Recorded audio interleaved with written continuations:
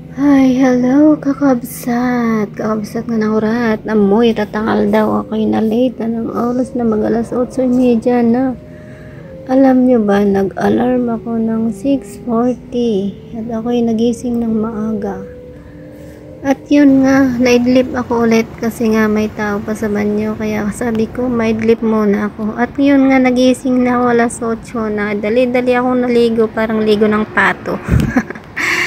So, ayan na, nakasakay ako ng bus. Tapos, ayan, naglalakad na ako papunta sa metro. Ay, Diyos ko. Kayo, relate ba kayo dyan? Yung nag-alarm kayo, tapos natulog kayo ulit? Ay, napakamalas na yung araw na ito. So, ayan, ipagpatuloy natin. At yan, nag-tap na ako ng card. Papasok doon sa train. Kasi pag hindi natin itap yung card, hindi tayo makapasok sa train. So, ayan, pakyat na tayo at sasakay na tayo ng train, maghintay pa tayo dyan mga ilang minuto. So, ayan, nakasakay na tayo at doon na yung bahay namin. Ayun, makikita doon. At ito ang dinadaanan ng train araw-araw papunta sa aking trabaho. At ayan, fast forward na tayo.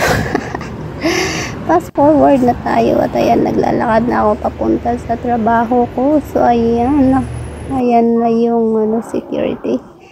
So, ayan, alam nyo guys, marami na akong natrabaho, pero ayan,